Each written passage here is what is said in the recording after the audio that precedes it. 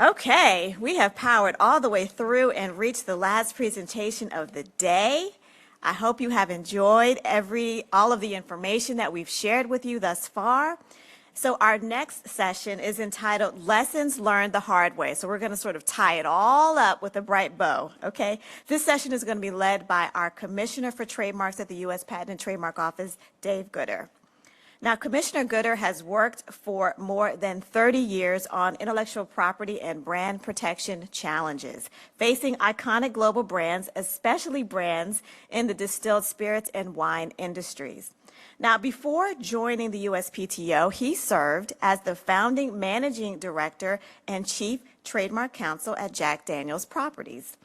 So, Commissioner Gooder is going to come up, and he's going to be joined with two panelists, Farrelly and Michelle Cooke, whom he's going to introduce.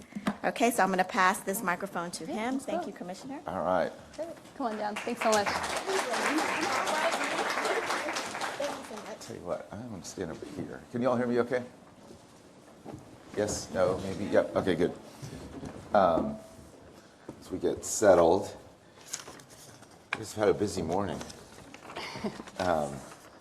Lots of my favorite topics, lots of all of our favorite topics here. So I'm David Gooder. As Marisa said, I'm the Commissioner for Trademarks. Apologize if my voice is a little on the rusty side. I've gotten over bronchitis and allergies and things like that in the lovely Northern Virginia area. So forgive me if it's a little tough. So I want to, this is a great session. I love this session. And part of the reason is because it's an opportunity for us to talk about stuff that many of us learned the hard way over a lot of years of doing this. And for all of you in the audience, and whether you're online or here in the room, getting into a trademark dispute often is, you've got the whole legal side of it, but there's this whole other side about how you handle it and what do you do and what things have worked well throughout the years, what things have not worked so well for brand owners. And we thought that you've heard a lot of the technical things, but we thought this is a great way to kind of wrap it up because you'll hear, quite frankly, a lot of interesting war stories and things that, like I say, all of us have just learned the hard way. And sometimes it left a mark. So I want to introduce my co-panelists here, who I'm really excited, and we're kind of spanning the coasts here of the U.S. The first is Michelle Cooke, to my right. And Michelle is a partner and the co-lead of the media and entertainment law practice at ArentFox Schiff. It's a nationwide law firm. She's based most of the time in the Los Angeles office, although actually comes from around here originally. She represents movie studios, fashion houses, just everything from a whole variety of brands, from small ones to huge ones. And I've known Michelle for many years and is one of the smartest, most practical lawyers that I've met. So welcome, Michelle, to the group here. And she's got all sorts of awards, but you can click on her link and read all that. Further to my right is Farrelly. And Catherine is a partner and co-chair of the Trademarks and Brand Management Group at her firm, Frankfurt, Kurnit in New York. And Catherine is also, we've done a number of things together and leads the committee at the INTA about practices of the trademark offices here in the US and in other countries. She speaks a lot in the US and in Europe on trademark issues and enforcement, and she also has somebody who's seen a lot over the years. She's, again, you can read a lot about them. She's an outstanding lawyer as well. So I thought the three of us, and then I'm kind of drawing more on my days from Jack Daniel's rather than the last few years here at the PTO, and that will help kind of let us tell the story. Now, that's what I need. I'll walk by it, and we want to make this more casual, so we're gonna sit here and chat and show you pictures and tell you horror stories. So, all right. So what we're gonna do. There we go. All right. We've kind of batched these into 7 areas, 7 and harder lessons. And I have to say, some of them we saw, and we're very happy that didn't happen to us. Others we were on the opposite side of. Some of them were situations that we learned from as well. So we're going to kind of take turns on them and jump in, and we'll try to, we want to make sure we keep moving here to give you time for questions and answers, et cetera. So with that, I don't know which way we're supposed to point this. There we go. Yeah. Just kind of, we're going to start with lesson number 1, which is. That's a tough clicker. God, it really is. Conference services, can you get me another another remote or maybe a fresh battery? Thanks. So the first thing we're talking about is the disconnect often that happens when a brand goes into a dispute situation, and they there you go, and they come into it not within the personality of who they are, basically. If your brand is known for being a certain way in the world, engaging in an enforcement action in a different persona is really, really risky. And yeah, you got it? There we go. We'll give that a try. All right. And unfortunately, one of the poster children for this is Barbie in a blender. And this is a very famous artist who did a whole series of photographs about Barbie in various poses, let's call it. And Mattel, this is a very old case, Mattel did not take kindly to that. And they, one thing we often say to brand owners is, you need to have a little bit of a sense of humor sometimes, especially the more famous you are, the more you have to understand you're going to get commented upon in the world. But part of the problem that the judge didn't see very kindly about this whole thing was the way the lawyers for Barbie acted in the litigation. They just scorched the earth. And it was completely apart from kind of who Barbie is and who, but it's, the lawyers you hire are the ones you're stuck with. And as you can see from the headline, Mattel was ordered to pay a massive amount of money in attorney's fees for how the lawyers had gone about the case. So we saw it a lot. You'll see some examples where that plays out as well. But you've got to talk within who you are. Don't show up being somebody else, essentially, because it will absolutely bite you in public as well. So, all right. All right, next one's Passing me. off. All right, next lesson is know your opposing party. So in an infringement dispute, you're generally going to be either the complainant, the one who's making a complaint, or the one who's receiving the complaint. But either way, you have to take time to understand who your opposing party is before you commit to what action you're going to take and show your hand to them. So that information should really inform the approach and the strategy that you take in your dispute. What I'm going to tell you right now, it's really just common sense. Like if you're going to have an argument with someone or pick a serious fight, it really helps if you have some understanding of who you're up against before you go forward. You're going to want to understand things like what their concerns and values are, what their temperament is, what their pain points are, and by no means last or least, whether or not they're bigger and stronger than you are, right? Just makes common sense. So how do you figure out these things? All right, well, in either case, you're going to want to do some diligence on the other side, whether it's the brand owner or the infringer. And I'll talk more about that in a minute. But there's some more nuanced information that you'll want to gather as well. So if you're on the receiving end of a trademark dispute, 99% of the time you're going to find out about it because you're going to receive a cease and desist letter. Sometimes those letters come directly from the brand, and sometimes they come from their outside counsel. Obviously, you're going to read the letter, you're going to see what the other side's complaining about and what it is that they're demanding that you do. But there's other information to be gleaned from these letters beyond their actual substance. So specifically, take a look and see what you can find out about the person who signed the letter. What's their role? Are they a business person? Are they in-house counsel? Are they outside counsel?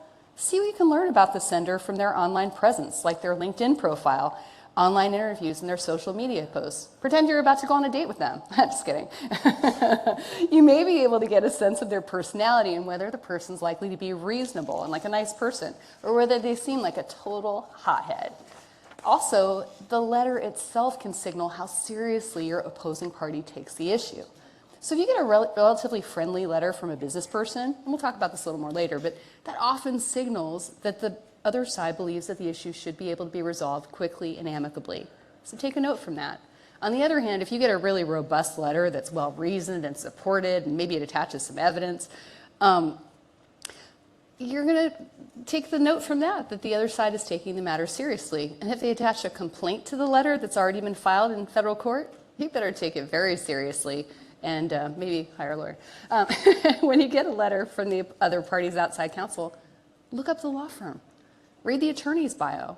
You know, personally for me as a trademark lawyer, I always look to see whether the sender has a real trademark expertise or whether there's someone who might not understand trademark law well enough to have a realistic sense of the strength of their claim and what the realistic outcome of the dispute should be. I've had a lot of cases settle just a lot more quickly, favorably, and nicely, where I've been able to find some common ground with my adversary, and I can actually talk to them on a human level. I mean, doesn't that make sense? Like if you have a fight with someone, you can actually communicate with them that it's easier to resolve the issue. Same is true in law. And doing this type of diligence can really help you with that. The vast majority of disputes settle, like almost all of them settle before going to trial. So it's just really constructive to open up the lines of communication with the other side early on and figure out a way to find a common path forward. All right, as I mentioned at the outset, regardless of which side you're on, you should also do some diligence on the opposing party itself, not just the letter signer, before you take any action. So some things that you can look at are things like, is your infringer an individual? Is that person a super fan who loves your brand and maybe you don't want to alienate them? Do they have any relationship with your company? Are they maybe a former employee who split off on their own, or are they someone you have a business relationship with? See if there's information about the other side's finances online. I mean, can you get a sense of whether or not they could actually afford to, litigate a dispute to fruition? Are they a public company? Take a look and see what their corporate and brand values are. Are they acting consistently with those values? Or is the way that they're acting something that their shareholders and customers would be really upset to learn about? Like, for example, are you dealing with an adversary who claims to support women, but even as they're trampling on the rights of your women-owned company? Okay, well, that's something you should think about, and the PR implications of that could give you some leverage in settlement discussions, right, beyond the strength of your own claims. The last point I have here is just to consider the bully factor, right? Do you have an entity on the other side who has a reputation for aggressively pursuing claims that far exceed the scope of what their trademark rights allow? Well, if so, you might have a PR angle there that can be used to, garner public sympathy and some support for your position, as well as publicity for your brand. So conversely, if you're on the other side, consider how the complaint's going to make you look. Are you going to wind up being skewered in the court of public opinion? Are you going to alienate your consumer base by being too heavy-handed with an infringer? I'm going to go to the next slide, but I don't know how. For you. Oh, there you go. I got the fanciest slide turner in the whole history of my career. My favorite example of tone-deaf and trademark enforcement has always been the dispute that the owner of the Nutella brand brought against this woman named Sarah Rosso. So Sarah was a tremendous fan of Nutella. She loved its hazelnutty deliciousness so much that she set up a website and a blog and that celebrated the brand, and she even founded an event to honor it. The product I cannot keep in my house because I will eat it all. That event is called World Nutella Day. So World Nutella Day got a ton of attention from lots of fans of the brand. Sarah's followers grew, and they shared their recipes and tales of their love of the product through her channels. World Nutella Day was celebrated in social media posts by celebrities, and it got attention from the Food Network and from lots of other major news outlets. So what did Nutella do? Did they send her a thank you note and a case of Nutella? No, they did not. They sent her a cease and desist letter and made her take down her site and social media pages. You can see her comment here that, she's darkening World Nutella Day because of the evil Nutella. I mean, she actually was quite nice about it, how she wrote it, but this resulted in upset fans and widespread criticism of online and in the press of Nutella. It was a terrible look for them, and it was really damaging to the brand. Don't do that. After the considerable public backlash, and I actually didn't know this until I was preparing for this, and I'm happy to hear it, Nutella came to its senses. They did this years ago. It ultimately reached out to Sarah, and according to some reports that I read online, something like 2 years after the initial dispute, they wound up acquiring her Nutella-related properties and content, and they hired her to collaborate with the brand. So let's see the next slide. hey, this slide shows the Nutella website as it looks today. And you can see this nice note about Sarah being the founder of World Nutella Day and everybody's friends again. Now, wouldn't you love to know how much they wound up paying her? And like what the price would have been if they'd just taken a different approach because they'd taken the time to know their opponent beforehand, you know, and begun with something more friendly? I'd love to know. All right, let's go to the next slide. The next lesson is know your case, all right? You got to know what the strengths and weaknesses are in both parties' asserted positions and what outcome you want to achieve, right? Why are you doing this? If you don't know, maybe you should take a minute and decide whether or not this is something you really want to do. You got to think about how strong your claim is. So to win on a trademark infringement claim, you have to prove first that you have prior rights. And second, that the other side's use is likely to cause consumer confusion about an affiliation between you and them. So the first thing you want to look at is who has priority. If you only remember one thing that I say today, here it is. Don't send a cease and desist letter if you're not sure that you're the one who used the trademark first. Okay? Don't send it. And if you receive a claim, take a look to see whether your use might be earlier than the other side's. They're not always right. There have actually been a few times in my career when I've had the great pleasure of receiving a cease and desist letter from an entity that absolutely did not have priority over my client. And when that happens, I was so delighted to send them a little letter back, turning their arguments on them and saying that, no, if anyone is infringing here, it's you, not my client. Love those letters. All right, but not every cease and desist letter that's being sent is based on a strong claim, and that's a great example of them, the ones I just mentioned. Some are and some aren't. Sometimes a brand owner might make an objection even when they know that their claim isn't that strong, but they might do it simply to see if they can get a competitor to move farther away from their own branding than the law would require. A great example of this. So earlier this month, a client sent me a cease and desist letter that they got from a competitor who claimed that my client's use of a particular phrase infringed its somewhat recently issued federally registered trademark.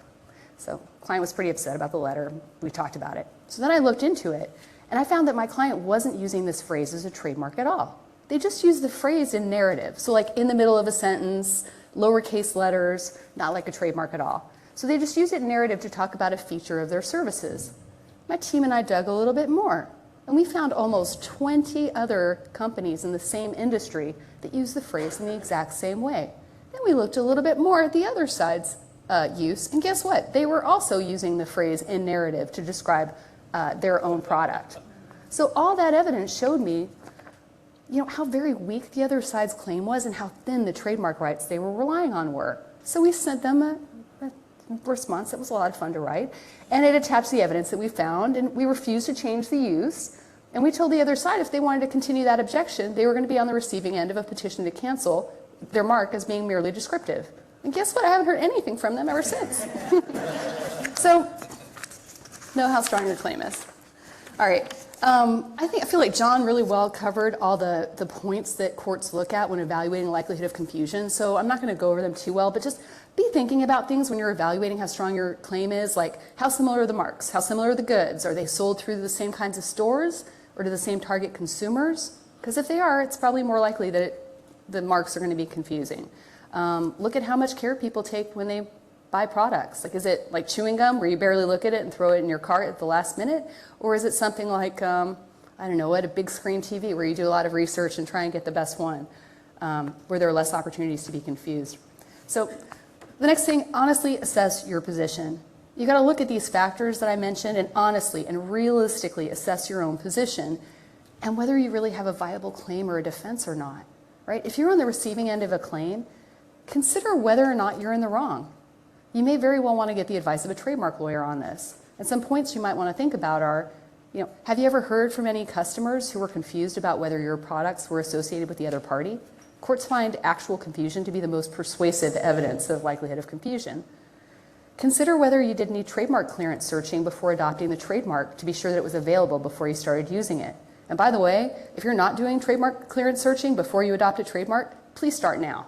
You can save you from getting any of these letters, and you can ignore all this advice. Be honest. You're going to know who you're going to get them from. Or you're going to know ahead of time. Yeah, exactly. And be honest with yourself about whether or not your trademark was inspired by the other sides, right? If you ask your graphic designer, hey, what did you look at when you were designing this? And you might come across their, virtual pin board.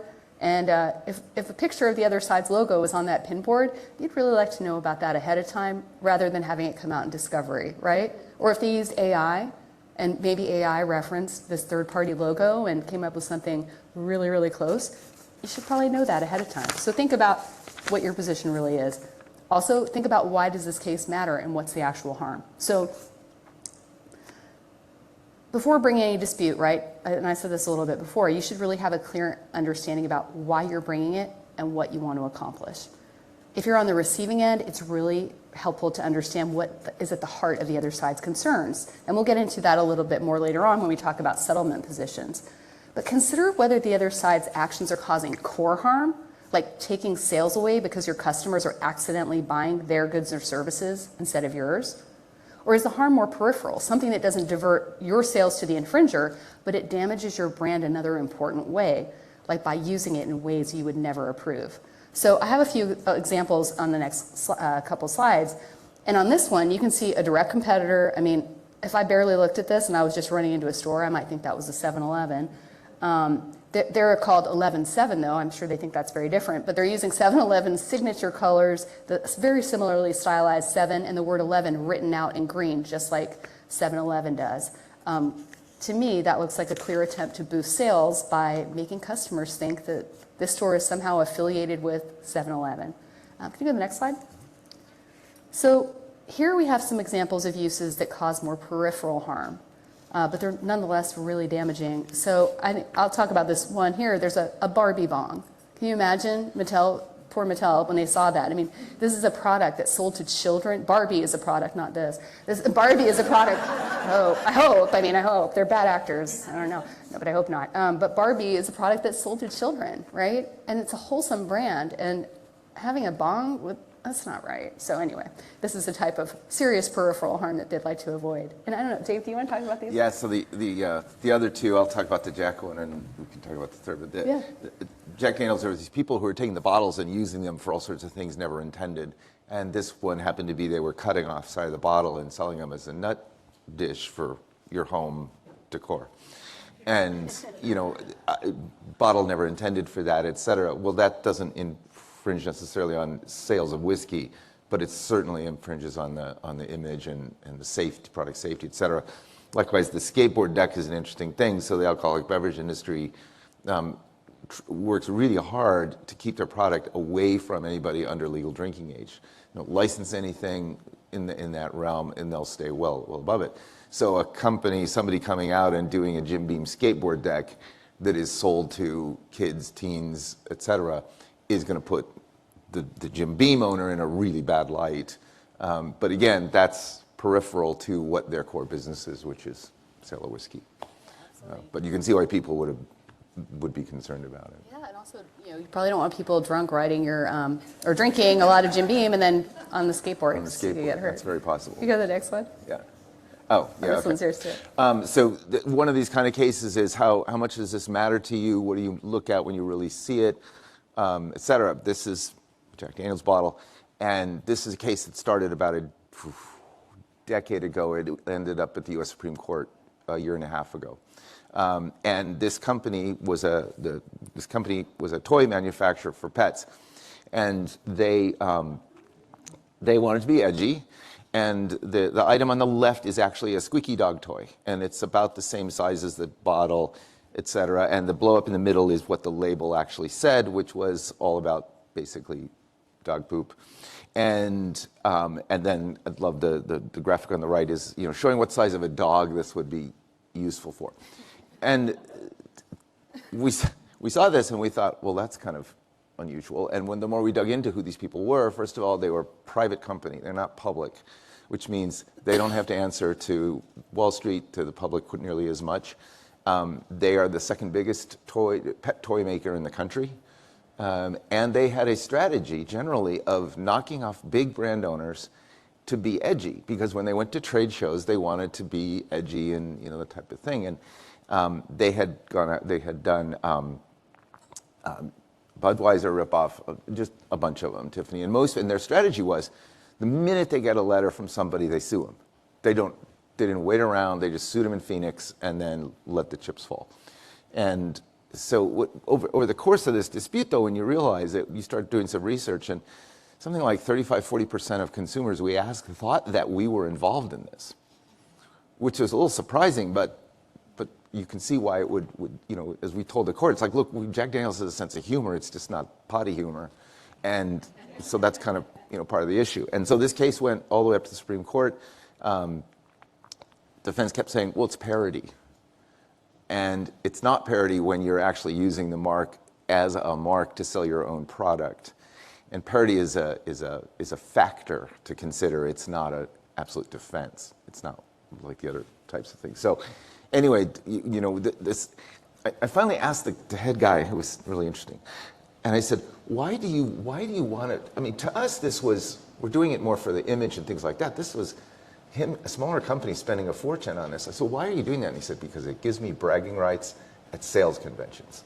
I'm the guy suing Jack Daniels. He goes, I will take this case as long as it goes, because that's more valuable to me than, and I thought, all right, that's a different theory. So anyway, if you ever hear about the dog toy case, that's it. And the case is still going? Case is still going. Gone all the Supreme Court. Jack Daniels won at the Supreme Court. It's all back down to the trial court. We'll have to, who knows where. So, and that, I think I'm leaving it over to Michelle. Oh, this is mine. This Okay. is you. You want to do that or you want me to do that? Can I? You can do it. I have the power? You have it. You have it. All right, planning your case. Let's see, what does that look like? Okay. You get the demand letter, and I find that clients frequently don't take in some considerations at the beginning that would really serve them well. Legal fees. If you get a demand letter, you absolutely should engage IP counsel. What their role is, we can talk about later, and to the extent that they get involved, but you absolutely should consult with counsel. So you expect legal fees, right? And the longer the dispute drags out, the more legal fees there will be. So consider that as you evaluate potential settlement options, right? Because your money is going one way or the other.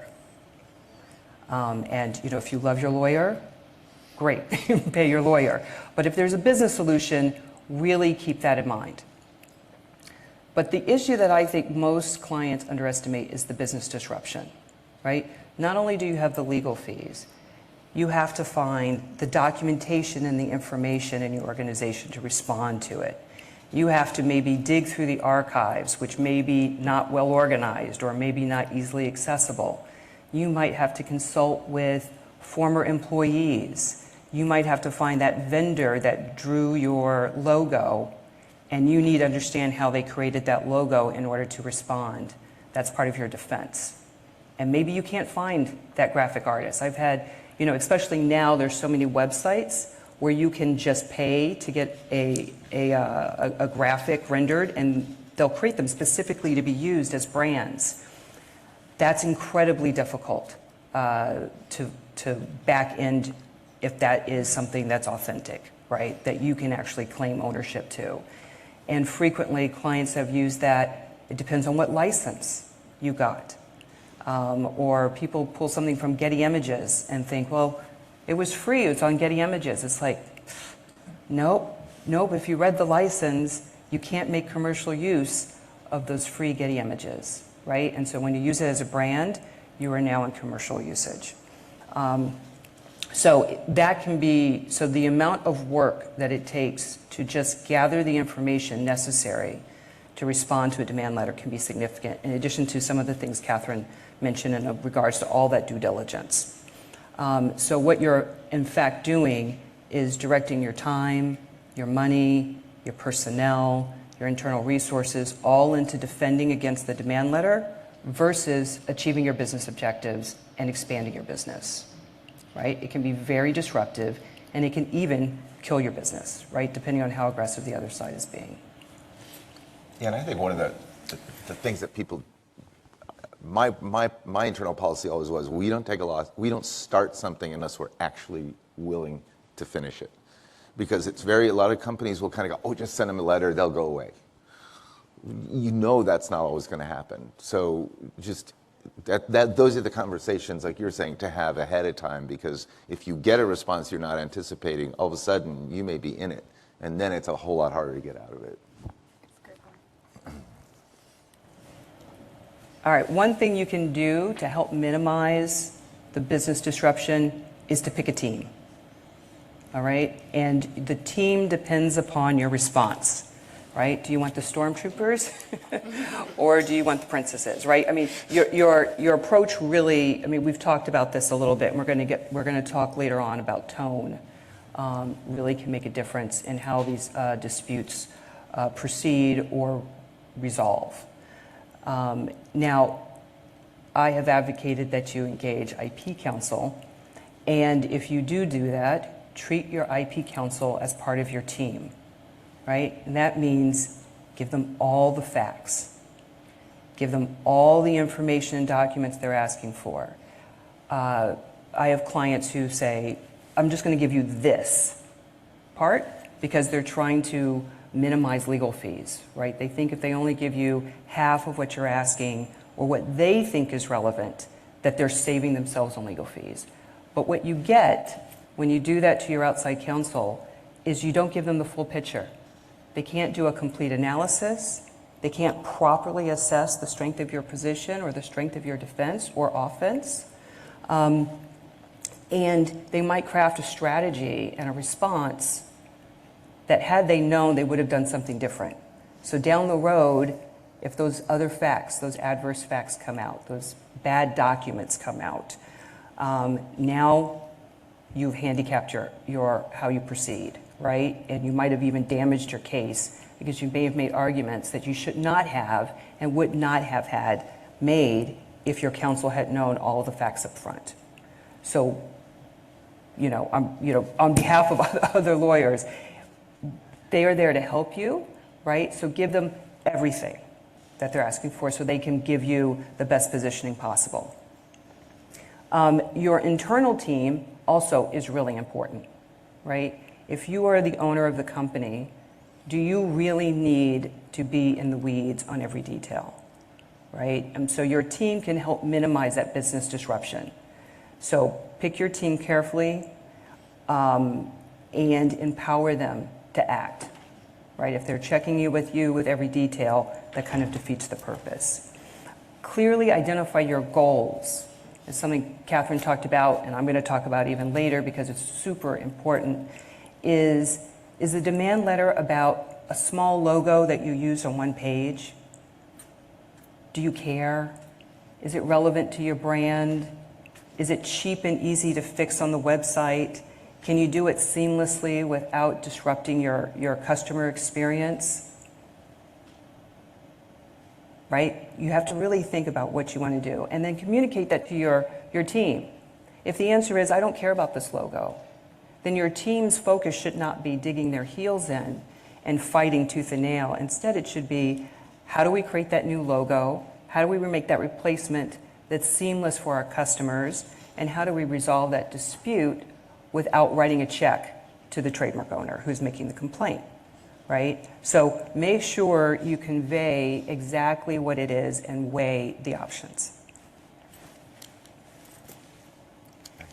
All right. The next thing is figure out what a win looks like. I learned this from a labor and employment lawyer, litigator in Louisville, Kentucky. And he'd always come on to me and go, well, David, what's a win look like? And at first I went, well, it looks like we win. Come on. I mean, they stopped. They did, But he had a good point, which is, what does that really look like? Do you want people to stop? Just stop. A lot of times our view was, just stop what you're doing. It's not about the money, etc. Trademark cases are very hard to get damages out of. So to stop and think about it. But what is it? Do you just want to redesign the packaging? Do you want them to stay out of your backyard? If they sell in Florida, you sell in Arizona. I mean, it's just figure out what that looks like. Because if you go barreling into the dispute and you haven't really thought through that, you're not going to really know how you get out of it. It's sort of like don't invade without the exit strategy, right? I mean, think about that. And what would the impact be if you had to change? This is something if you were on the receiving end of the letter, or even when you're someone who is going about trying to stop something. What if you had to change something? You can say you got a little logo on a page. So really, does it matter? You can drop it. How fast do you need to change? All these variables can come into play about becomes what that win actually looks like. And it's hard to do that when you're just seeing red because somebody is taking your baby. But to stop and sit back and go, okay, let's assume that we can get where we want to go here. What are we happy with? And a lot of companies just, unfortunately, had the other side, especially when it's a smaller player, have to be sort of pummeled into that way of thinking about it. So this is a dispute that went on out in Oregon. And the logo on the right, I know you know, it's a big sportswear company. The logo on the right was a small upstart kind of outdoor kind of clothing company and went by the name Cascade Armory, Armory having a specific meaning. Under Armour had a lot of problem with that for some reason. And they got into this whole dispute, and it's a classic case of we don't know how much homework they did, et cetera, but the party who received the letter went on to change.org and started petitions and all that kind of stuff. And I don't know if you can see it, there's over 100,000 impressions on this about what was going on with this. And they posted the lawsuit, they posted everything about it. Eventually, Under Armour kind of came around, and to this day, Cascade Armory is still using their brand. So for whatever reason, they were able to convince them that, look, you can claim your win if you want to, but we don't really need to change it. And they were able to be convinced of that. Yeah, what is it, 100,000 plus people who supported it. And then it was really great. This couple was the owner of Cascade Armory, and they put stuff out on the website, and then became an even more, I think they actually built their brand with this, because people really came away thinking, I like these people. I like that they stood up to that. I like what they stand for. And I know they didn't end up in this, or start out in this dispute thinking that's what they were going to get out of it. But again, they were able to steer that really in a really effective way. So how do I approach this when I get the letter or I'm sending the letter? Oh, wait. There we go. All right. I'm going to approach this kind of in two buckets, right? There is you are the registrant, you're the trademark owner, you think someone's infringing your rights, all right? Flip side of the coin, you're going about your business, you get the demand letter from someone who claims to be the trademark owner, and they want you to stop what you're doing, all right? So in the first bucket, you're the trademark owner. You see someone infringing your mark, you see red. You want to send out that angry demand letter. You want it to go out today. You want the other side to, crumble into dust. You want them to stop using the infringement yesterday, right? That is your initial reaction. There are a lot of things that you need to think about, a lot of steps that you mentally need to check through before you fire off that angry demand letter.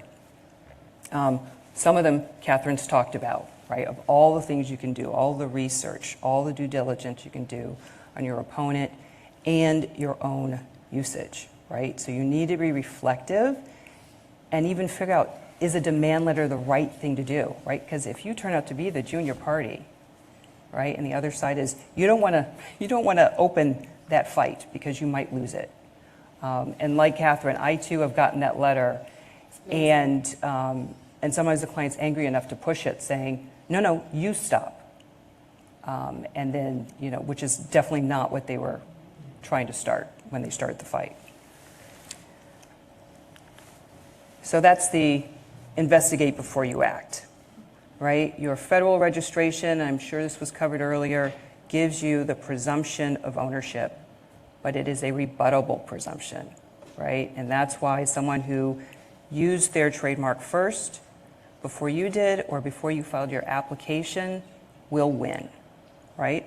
There might be limitations to their rights, but your ability to stop them are going to be really, really hampered. An example of this is Apple versus Apple, right? It was a big, famous, long, multiple lawsuits where you have Apple, the computer phone company now, basically known as phone company, got sued by the Beatles Apple record label over and over. And then eventually, Apple, the computer company, ended up buying the mark, licensing it back to Apple Records, right? But that's an instance where Apple Records was clearly the senior trademark holder. And then Apple just came along and tried to push them aside. Is there actual confusion, right? I know someone else previously talked about all of the factors you consider, but I want to just flag the internal due diligence you need to know. I have had many owners of companies saying, I am not aware of any actual confusion. And I'll say, have you asked your customer service people? The people who answer the phones and get those letters and emails? Ask them if they've gotten calls saying, complaining about a product or asking about a product, and they're like, oh no, that's something else, that's not ours, right? So before you are so quickly to dismiss that there is no actual confusion, do your internal due diligence, because you just may not be aware of it, right?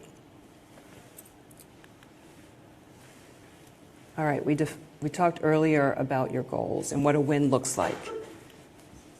So be honest with this, right? There's your wish list, and then there's what nonetheless will be satisfactory. And that can be a range of things. The more you can identify a business solution, the more likely you are to have a quicker, more cost-effective, amicable resolution. That's not always possible, but think about the range.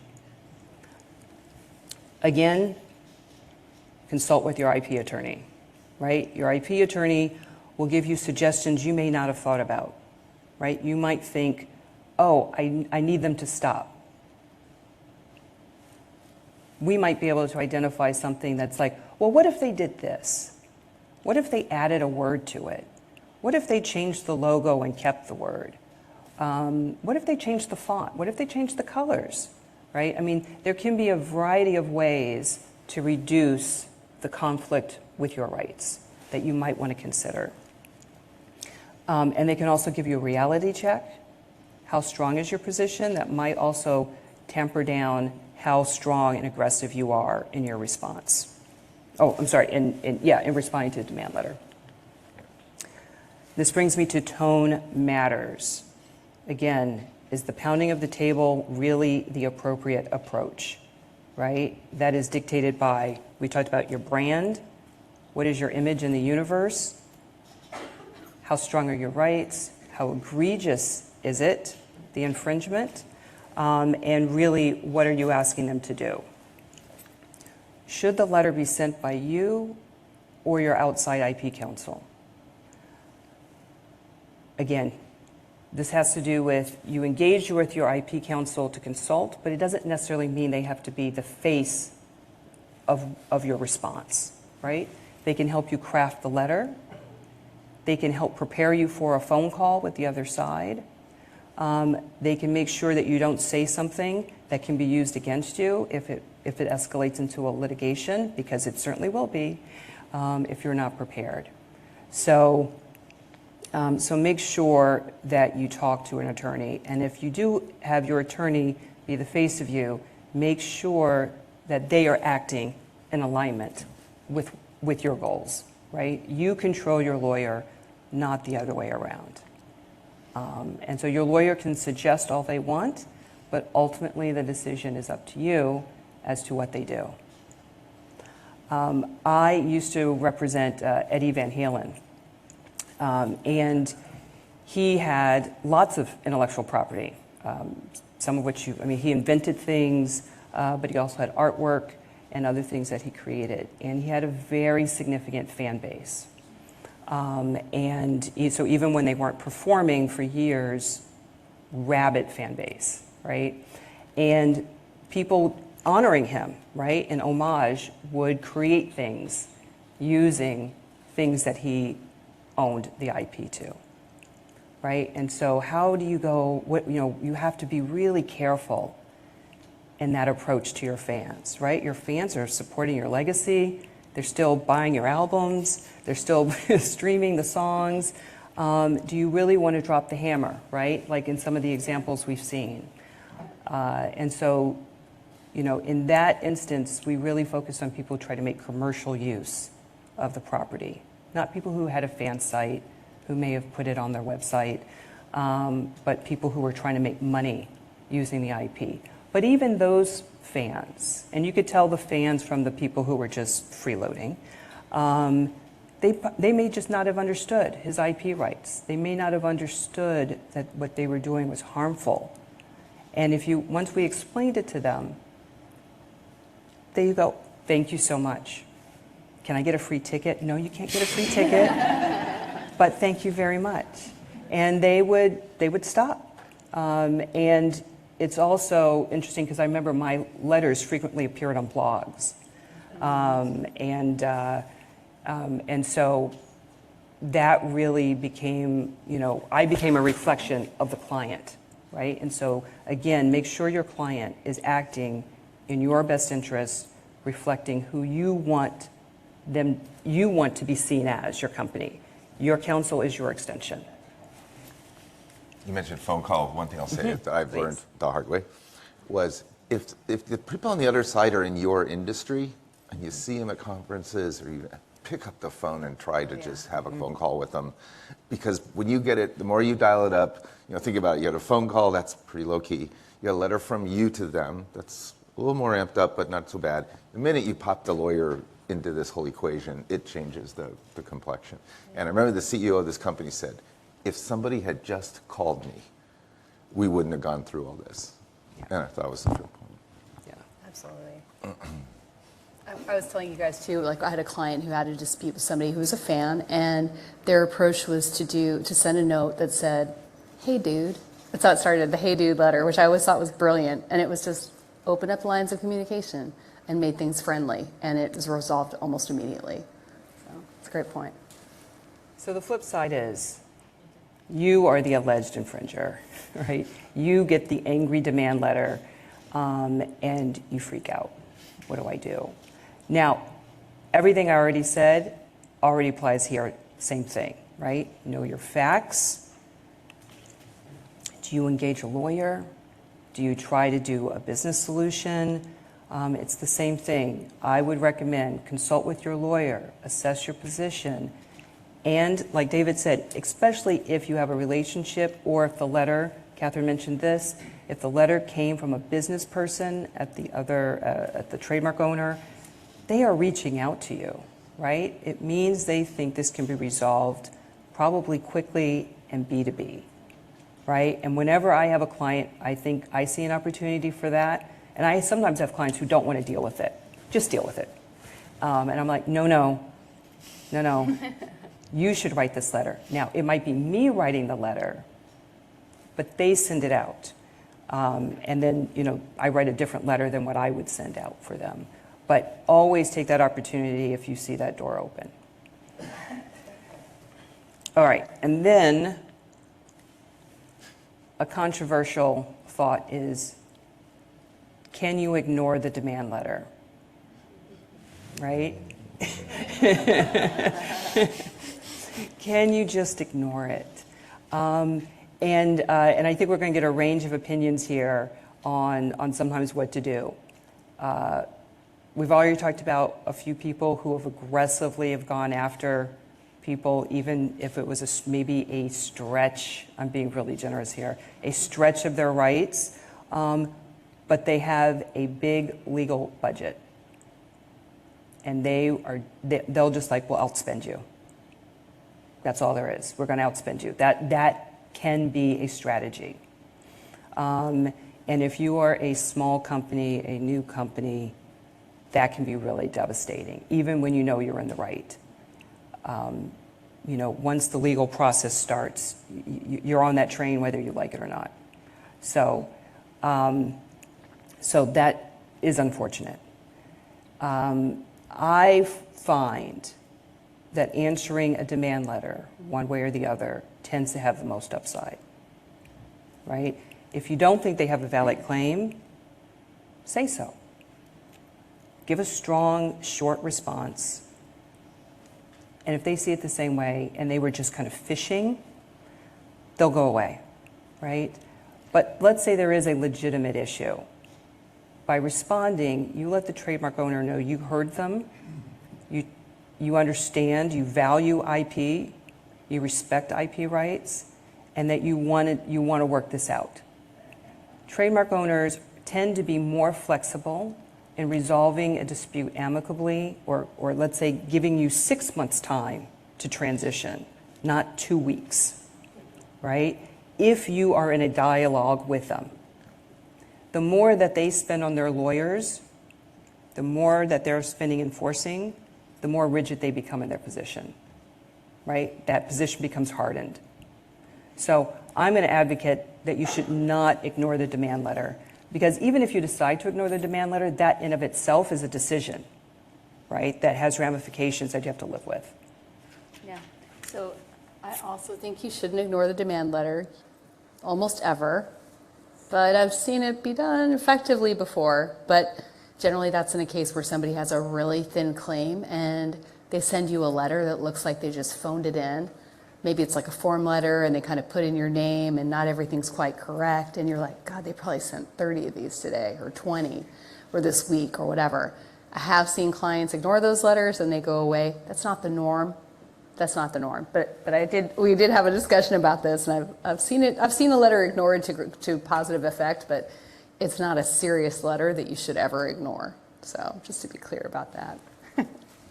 Okay, we're heading toward the end here. I want to leave some time for Q&A, but the last lesson that we'll talk about is take the time to evaluate what is the PR risk of this dispute you're about to get into, whether you're on the receiving end of it or the initiating end of it. What's likely to come out in the public, to your consumers, to the industry, to whatever.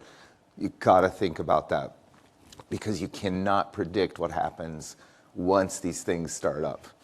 And especially if one party is a big brand owner and the other party is the small people, but even more comfortably sized units do it. My one thing to take away here today is, if you don't take anything else, is this.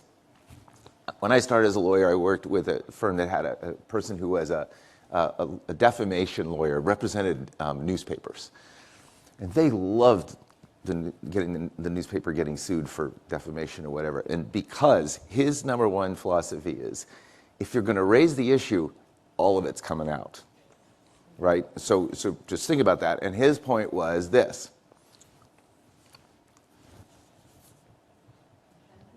Right? It's like, if you're going to be involved in this thing, you know, in those days it was a newspaper. They buy ink by the barrel. Well, in 2024, what is that? Everybody on social media, everybody, and the legacy media, you've got both of them. Everybody's interested in this stuff.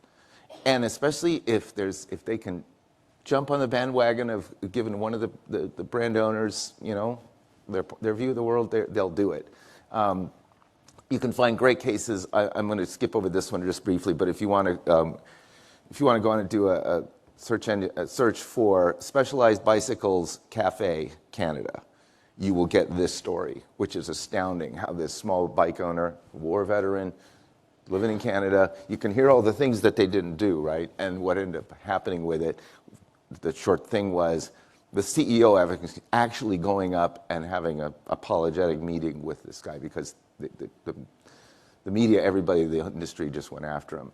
I'll skip this. A lot of people ask me about this case and the view from when you get involved in one of these, what it can look like. Obviously, it can go bad, it can go good. You don't know until it starts. So Jack Daniel's had a problem over the years of all these people doing all sorts of shirts, and they all look like the label. The marketing people love this. They think this is the best. But I heard it earlier saying, you know, if you don't police the use of your mark, you're going to lose rights to it. Doesn't happen right away, but it's death by 1,000 bee stings. There's about 20 bee stings. And if you had this going on a lot, so we thought, well, what's the best approach to this? Thinking through all this kind of stuff, which is, don't pick fights with people. We knew this guy. First of all, he lived in the hometown of the parent company. He blogged all the time. So now we have a publisher effectively in there. Researched it and thought, okay, we need to have a different approach for people like this generally. became known as the rock star knockoff letter, because you'll see a few rock stars in here that would do these things, and they were a fan, and they would come back and go, oh, we had no idea, we're so sorry. So we started using this approach. That's the Jack Daniel's label up close. You can kind of see it. The center part was always what everybody wanted. This was the book cover of this guy put out a paperback, and it was a story, a novel. Jack Daniel's had no part in the whole thing. He just, for some reason, thought that was the best way to make a book look. And we thought, oh, geez, what are we going to, what do we do with this? And so we sent him the polite letter, and, lo and behold, he posted it. And this is when everybody holds their breath. Trademark people, by and large, do not like the limelight. They're just happy to be in the back. This got picked up. This was the first thing that got picked up, and it was a website in the UK that actually saw it. Jack Daniel's are big in England. And they went after it. But they took a really different view of it. They looked at it and they said, well, this friendly approach is actually what we would rather see people do. This is great. And they started the positive ball spinning that we didn't know they were going to do. So all of a sudden, you can see what happened with the website. Traffic jumped by like 30%. It just it took off. And everybody was just holding their breath. When is it going to start negative? When are consumers going to just not like it anymore? And it was amazing. Traffic spike, we talked about that a whole bunch. The thing that always amazed the marketing people was people were writing to us going, I'm not a customer of yours, but I saw how you handled this. I think I'll try your product. That's not what you'd usually expect to have happen, and that's what happened here. And it was numerous countries. Obviously, the U.S. is the biggest market, but all over the place. And the thing that's fascinating is we never actually talked on the phone. I wanted to talk to him, and we had said we would pay you some money to change your book cover, and he never took us up on it. And then eventually, what he did was, this is the best part. He becomes #1 on Amazon for a very short amount of time, and he beating out like Gore Vidal, I mean, big authors and that kind of thing. And so then you have the secondary market for this book, because people want to buy it thinking it's going to go away. I want to have my copy. But eventually, what he did was, this is what he started with. That's what he ended up with, which was perfectly great cover. The book has now, gone off into being number 17,000, whatever, on the list. But it was a really good result. But it was all of these things that we talked about before the letter went out the door. And it didn't come from the lawyers. It came from the brand owner, so to speak. I happen to be a lawyer, but it was from the brand owner. And today, if you run a Google search on this, you'll find that there are 600,000 or 700,000 references to it in media and the business and that kind of thing. Absolutely held your breath. But if you do all these kinds of things we're talking about and take that away from it when you get into these disputes, you more than likely can get hard to say all the time, you can get a better result maybe than if you went the other direction. So, thank you. Back to you. Thanks. So we're a little bit over on time, but we thought we would still take a few minutes to ask a few questions to the panelists who are on stage, and then we have a question for Holly and Suzanne. So we're probably not going to get to all the questions, obviously, that came through the inbox, but we'll try to email you back directly. Again, that inbox is tmwebinar@uspto.gov. Also, just as a general matter, we'd recommend that you retained an attorney if you have specific legal advice, questions related to specific legal advice. We'll try to answer your questions broadly, but we want to avoid giving specific legal answers. So Dave, this first question is for you. In your presentation, you discussed the bully factor. So for many independent inventors, the bully factor looms very large. What do you recommend for small entities or individuals when a large corporate bully with deep pockets infringes the trademark of the small business owner? Oh, so when the bully is the defendant? I think the bully would be the Usually it's the aggressor. The bully, Yeah. First of all, you can go online and search for trademark bullies. There are websites devoted to it. You can see who's on there and who gets a really bad rap and who doesn't. So you kind of know pretty quickly if you're dealing with one. As we saw in a lot of these cases, you've got to do your homework. don't be intimidated by the fact that some big brand owner sends you a letter. I know I spent years doing that, but don't be intimidated by that. A cease and desist letter is not a court telling you something. It's someone whose opinion is you've gone too far, and you need to kind of say, all right, let's see. Hire a trademark counsel. Make sure they know what they're doing with trademark stuff. Don't just hire lawyers who says, oh yeah, I do that stuff. Somebody I think said earlier, patent lawyers who dabble in trademark stuff. But if you do that homework and then sit down with your people and your advisors, your marketing people or whatever, it's like, is there a way to deal with this? Do we need to keep it? All those questions that we ran through, run through them all. Because the bully is difficult to deal with, but they're not unresponsive to a well thought out reply or proposal or that type of thing. You kind of got to get them off their bully pulpit as fast as you can.